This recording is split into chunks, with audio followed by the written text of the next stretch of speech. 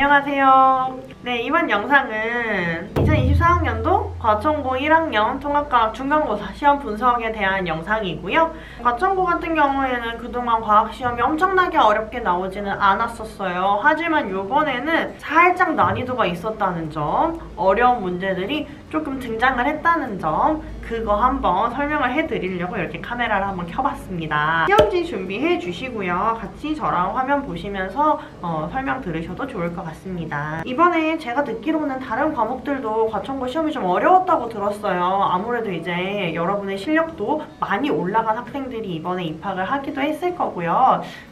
그리고 이제 학교 자체의 경쟁력을 갖추기 위해서 내신 문제의 난이도를 살짝 상향하는 경우도 있거든요. 이번이 그런 경우였다고 생각하시면 되시겠고요. 요렇게 한번 결과를 내보았을 때 학생들의 학업 성취도 수준이 기대 이상이다 하면 이제 기말고사가 좀 더 어려워질 수도 있겠고요. 만약에 기대보다 살짝 못 미친다 하면은 기말고사 살짝 쉽게 수정이 될 수도 있으니까 어떻게 될지 중간고사 성적 나오고 이제 학년 전체 평균 같은 게 나오고 나면은 이제 그 다음 시험의 난이도가 결정이 될 수 있으니까요. 그때 한번 지켜보도록 하시고요. 우리는 이번 시험 문제가 어땠는지 한번 살펴보도록 해볼게요. 네, 그 기본적인 입장에 대한 내용이 좀 나와 있고요. 그 다음에 빅뱅 우주론을 통해서 우주가 형성된 시기, 그리고 빅뱅 우주론과 정상 우주론 어떤 차이점이 있는지 이런 문제들이 나와 있고요. 그리고 빅뱅 우주론에서 알 수 있는 우주의 물리량 변화 이런 문제들이 한 4문제 정도 나와 있네요. 어려운 문제는 아니었어요. 넘어갈게요. 자, 두 번째 페이지부터 살짝 여러분이 어려워하시는 개념이 등장을 하는데요. 자, 5번 같은 경우에 보시면요. 그림은 고온, 고밀도의 광원에 의해 만들어지는 두 종류의 스펙트럼을 나타낸 것이다. 자, 여러분. 고온, 고밀도의 광원이라고 하면 제일 먼저 뭐 떠올려야 돼요? 풀 스펙트럼. 네, 연속 스펙트럼이랑 하나는 뭐죠? 이거 흡수죠. 흡수하는 선 스펙트럼 이렇게 두 가지 보시면 되실 거예요.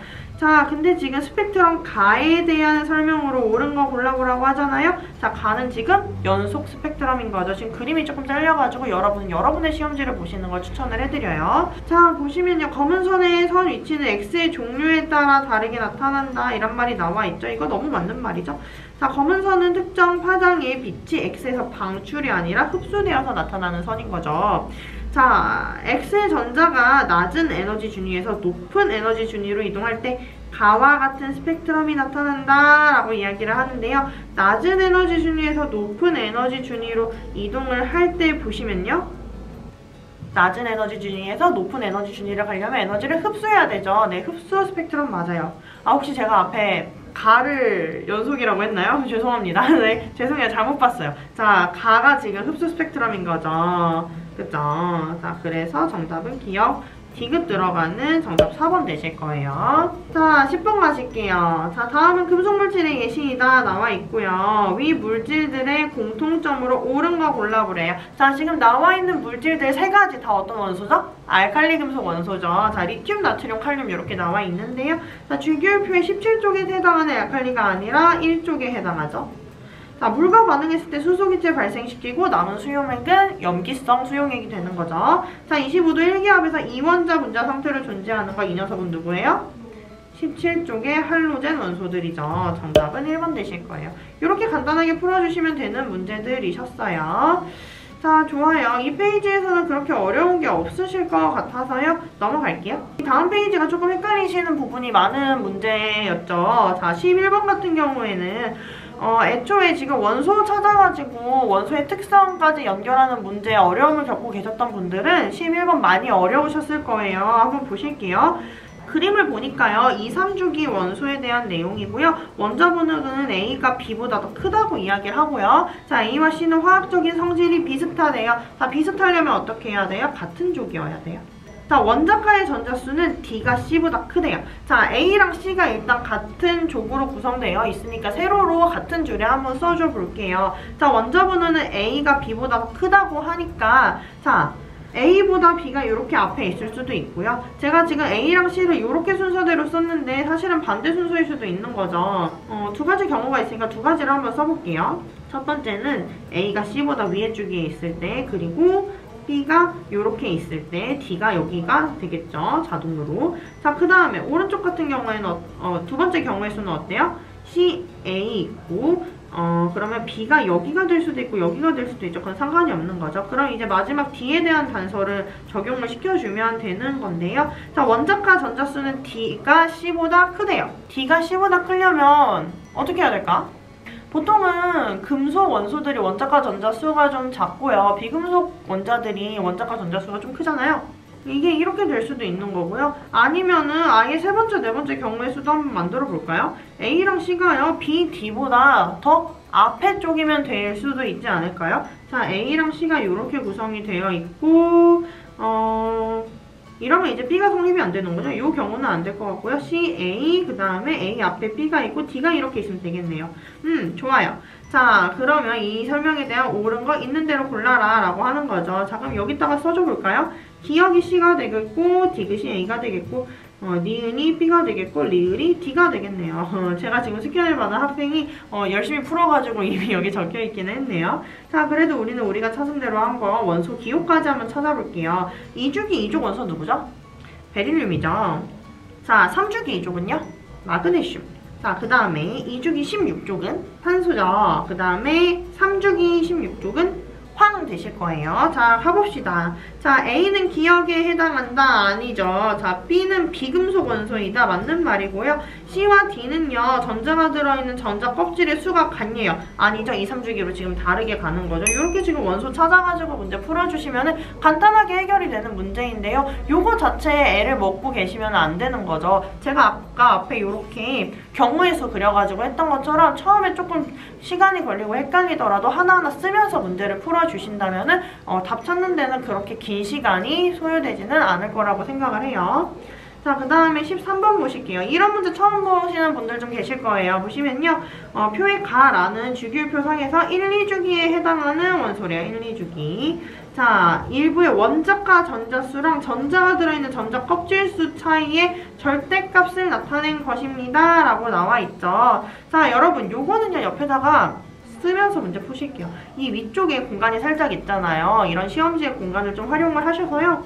이렇게 가시는 거죠. 우리가 알고 있는 1주기와 2주기의 원소들을 전부 써봅시다. 수소, 헬륨, 수헬리, 배, 붕탄, 질산, 풀 4가지 나와 있는 거죠. 자, 이렇게 해놓고 봤을 때요.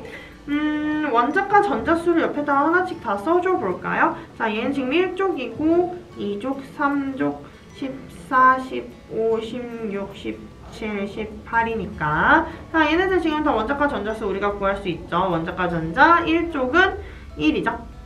1. 얘도 1.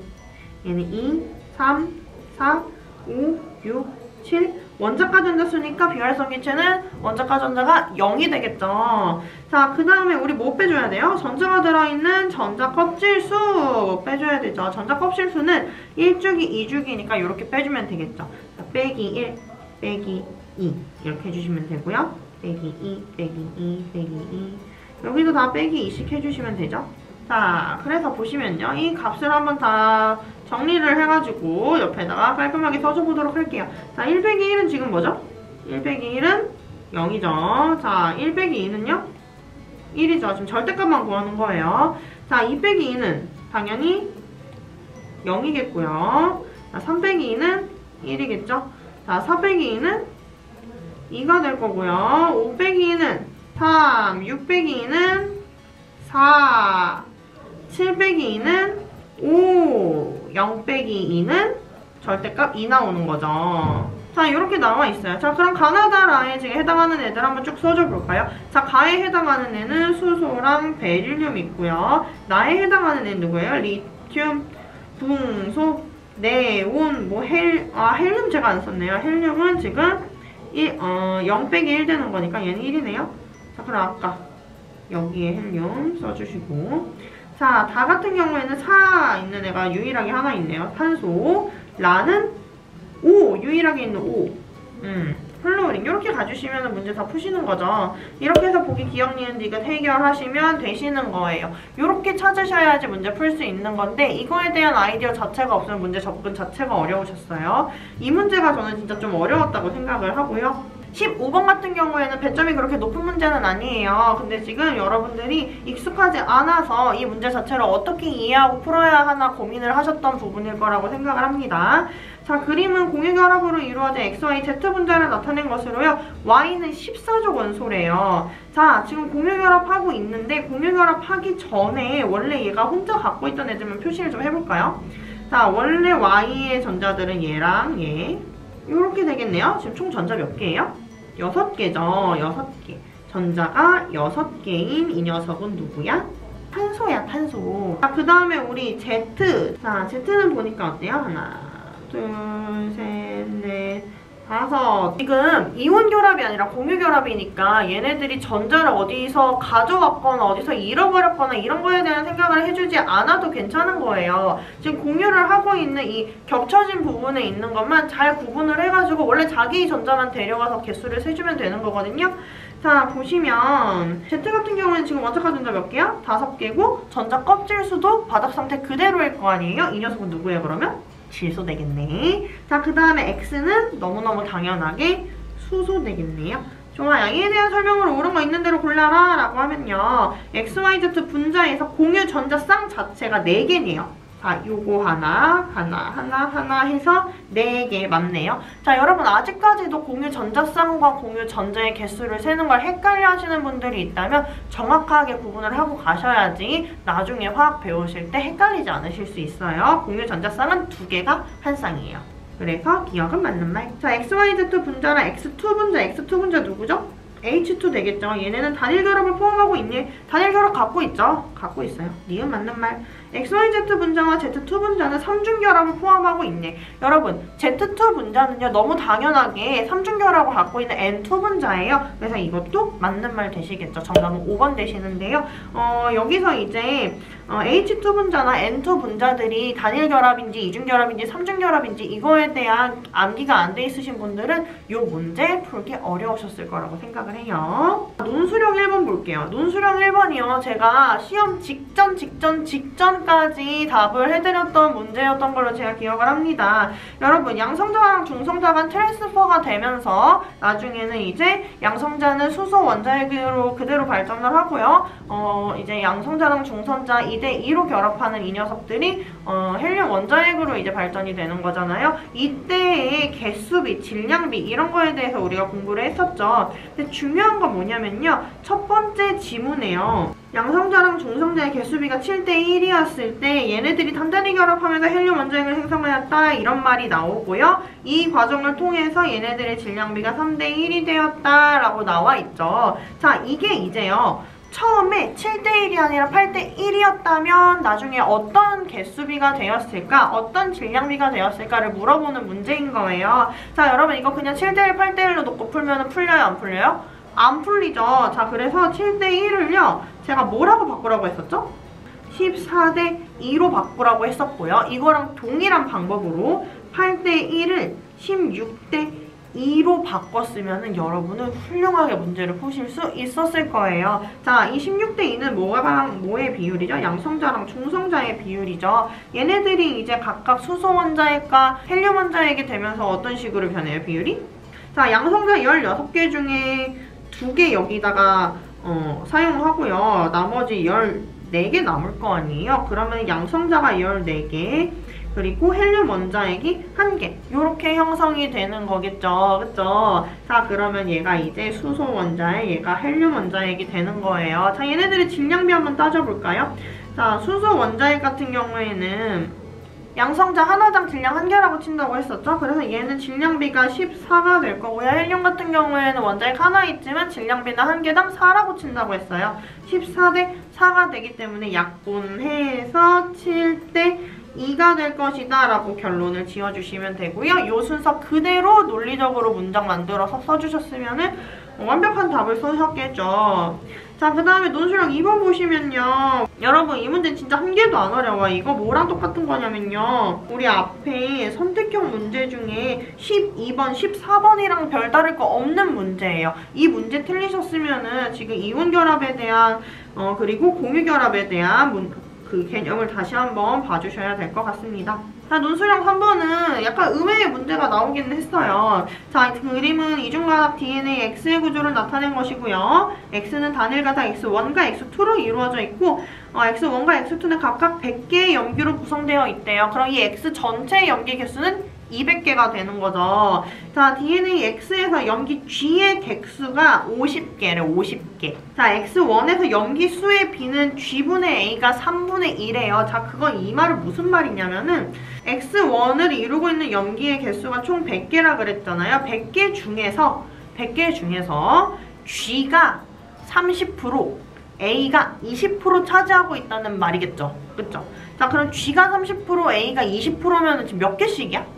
당연히 G가 30개, A가 20개 아니에요? 그쵸? 자, 그리고 X2에서 염기 A의 개수는 30개래요. 그럼 100개 중에 A가 30개니까 얘랑 마주보고 있는 X1에 있는 T의 개수는 몇 개예요? 30개가 되겠죠. 그럼 총 100개의 X1 염기 중에 30, 30, 20을 뺀 나머지 사이토신의 개수는 몇 개예요? 20개 되겠네요? 오, 그럼 마주보고 있는 X2의 염기 구성도 써줄 수 있겠죠. 자, C 같은 경우에는 마주보고 있는 G의 개수랑 똑같아야 되니까 30. 자, 그 다음에 T는 마주보고 있는 A의 개수랑 똑같아야 되니까 20. G는 마주보고 있는 C랑 똑같아야 되니까 20. 이렇게 하면 다 구했네요? 끝! 이렇게 하시면 문제가 정리가 되는 겁니다. 여러분, 논술형에서 너무너무 중요하게 생각을 하셔야 되는 거는요, 그냥 문제에 대한 답만 맞으면 되는 게 아니죠. 논리적인 인과관계를 잘 따지셔야 되고요. 그리고 문장의 구성을 정말 짜임새 있게 잘 짜셔야 돼요. 사실 과학 문제는 과학의 논리나 개념이나 문제를 푸는 식을 세우는 방식들도 너무 중요하지만 이걸 내가 정확하게 알고 있는지 잘 설명하는 능력이 제일 중요하단 말이죠. 그래서 논술형 문제를 보는 거예요. 논술형에서 이 부분 좀 간과하셨으면은 다음 기말고사 때는 더 우리가 철저히 준비해서 논술형까지도 만점 받을 수 있는 학생들이 되셨으면 좋겠습니다. 저랑 같이 중간고사 공부했던 학생들은 렉처 1, 2 성실하게 푸셨을 테고요. 그리고 시중에 나와 있는 교재들도 최소한 2바퀴 이상 돌리셨을 거고요. 그리고 리멤버미, 그리고 블랭크 노트, 그리고 저희가 가르쳐드리는 개념 노트와 DB 오답 노트 작성하는 방법까지 꾸준히 성실하게 노력하셨으면 이번 시험이 그렇게까지 못 풀 만한 문제는 아니었다라고 생각이 드실 거예요. 그랬으면 좋겠네요. 다음 시험에도 정말 더 성실하게 열심히 준비를 해보는 우리가 되도록 노력해봅시다. 시험 보느라 고생 많으셨어요. 안녕.